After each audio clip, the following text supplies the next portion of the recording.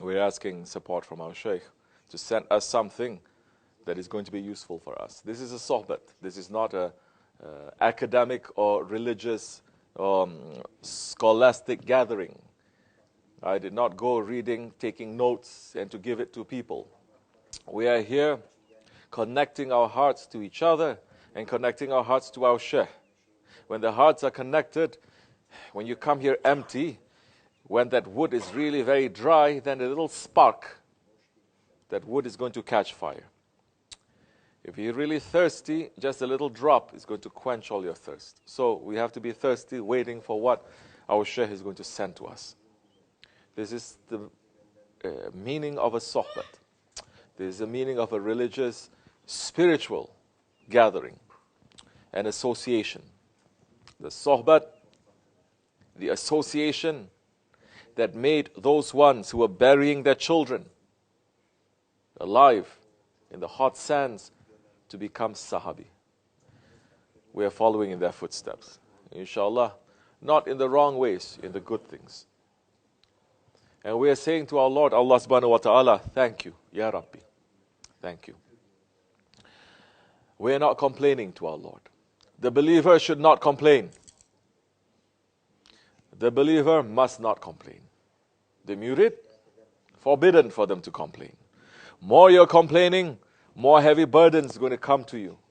Because the Mureed is living in the Dergah. If you understand what a Dergah is, what are you on the threshold of, and who your neighbors are, you're going to fix your head a little bit more. Threshold. We are neighbors. Who are we neighbors with? At least we're neighbors with Sultan al-Awliya. Isn't the maqam there? Isn't our Shaykh's maqam is there? Are we going to have so many other maqams here with the permission to? Yes. So we are neighbors. And we are saying to Allah subhanahu wa ta'ala, thank you, not to complain. Sit down and think in these holy days, in holy nights, sit down to think. And to get better, sit down to think, what are the illnesses and the diseases that I have in my spirit that I want to get rid of? Run for that. If you concentrate on that, you will change to become better. If you're not running for that, and you're running just to do ibadat, of course you're going to get the blessings of ibadat, but the blessings that you collect easy is going to be lost. So there's not too much value. It's like a man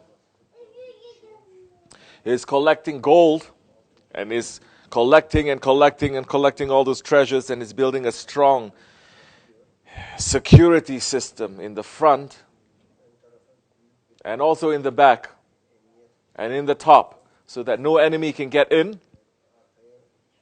But from the bottom, the enemy makes a hole and pulls everything out. So if we are not thinking about the diseases of our spirit don't have diseases. We're talking about spiritual diseases, which is not physical, which means what the ego is putting in front of our spirit to choke our spirit. If in these holy days and nights, if we are not concentrating on that,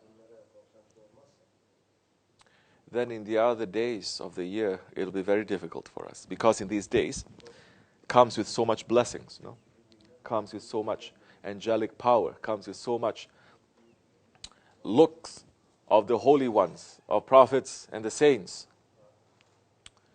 And if we take advantage of these times to better ourselves, it'll be very easy. If we try to do this outside of these months, it'll be more difficult. Just as we're going to approach the month of Ramadan. We're going to fast for 1 month. As all of you know, fasting during the month of Ramadan, it becomes easy. Go take a look at that kid. He's outside. Because there may be things there. I don't want them to be injured or anything.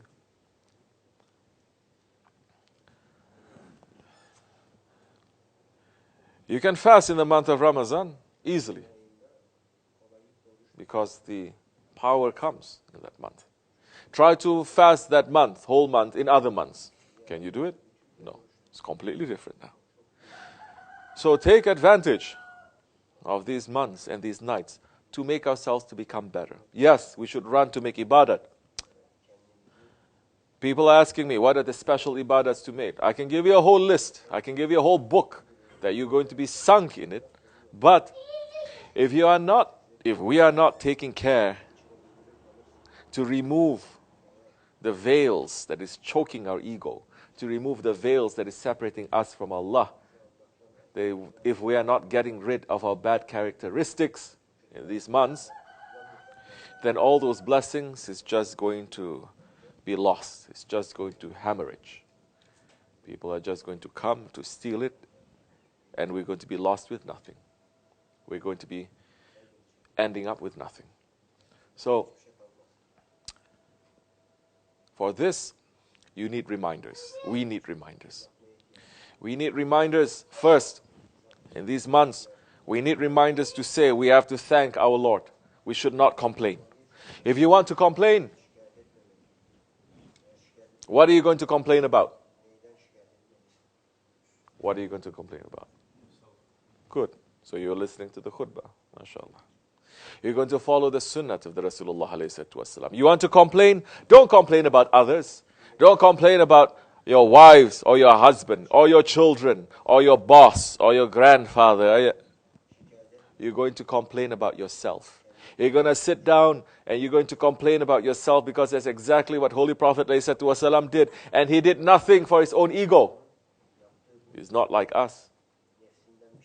He did everything for the ummah. And the ummah still turned around to punish him. And he turned to Allah and he complained about his own weakness. And saying, give me a power, Ya Rabbi. You have put all these enemies, authority over me. But I'm only asking that you are not angry with me. That you are not upset with me.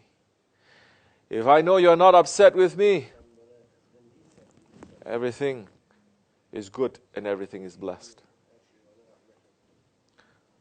So sit down and ask yourself, what did I do today to make Allah to be upset with me? And be sincere. If you sit and you think, well, I didn't do anything, because so many Muslims now are saying, what did I do? Why Allah make me to go through this? What did I ever do to Allah? What wrong did I do? Oh, those words, if you understand from a spiritual view, it is very close to committing a hidden shirk. Like what our Shaykh used to say to us, he said to me personally, what is it that we do that is right? Not to say, what did I do wrong? What is it that we do that is right? Can we say anything that we do, it is right? 100%? And if it is right 100%, do we take credit for it? If you take credit for it, then you're going against that ayat what Allah subhanahu wa ta'ala is saying. To know that everything good that comes to you, it is from Allah. And everything bad that happens to you, it is from your ego. So sit down. Try to catch your ego. My ego and your ego in these holy times, try to catch them and to think. You don't need that time to read so many books. You don't need to listen to so many people. You don't need to know so many scholastic opinions. You yourself, if you are sincere, the help will come. Awliya Allah will come to teach you. Today I did this. I angered Allah. I didn't know. Astaghfirullah. I'm making intention not to do it. I did this today to this person. This is no good. So what are you doing now? You're fixing yourself. Isn't that our whole point here in this world? To clean ourselves and to fix ourselves? Then that time, the ibadat that you do, it will have value. That ibadat that you do, it will have such blessings because the awliya Allah, they're going to carry that ibadat, our ibadat, and they're going to collect it and they're going to put it together with their ibadat. Because you are listening to them. because you are being with them. And what are they saying to us day and night? Don't be in ghaflat, step on your ego. This is a very important way not to be in ghaflat, because you are reviewing yourself. You are thinking about yourself. You're being busy with yourself. You're not letting your nafs or shaitan to trick you, because you are reviewing. You are understanding everything, what you are doing. Then you will become a believer at that time. Then that time you have the vision of Allah. That Allah subhanahu wa ta'ala is saying, beware from the vision of a believer, because he sees with the nur of Allah. Then that is the time, yes, that hadith where Allah subhanahu wa ta'ala is saying, when he comes near to me by doing voluntary worship. Voluntary worship is not just making the nafila ibadat. If you step in your ego, that becomes such a high worship that it supersedes all voluntary worship. Say to me now, which is higher? You swallowing your ego, swallowing your anger, stepping on your anger, or we are making so much ibadat, but we are angry. Which one has more value now? Definitely the one who swallows his anger, who steps on it. Whatever small worship that he makes, Allah can just expand it. But the one who just worships and is not looking to his anger burns it. His jealousy would burn it. His stubbornness would burn it. So watch out for that in these holy days and nights. We know that enough in the Dergah to know holy days and nights are happening. Shaytaan and the Nafs will work overdrive to make us to become what? To make us to become angry. To make us to become stubborn, arrogant, envious. So if you are watching out for that, then that time, these nights will become very blessed. It will be very easy for us to get more things, and we will become better, changing ourselves to become better, Insha'Allah Rahman.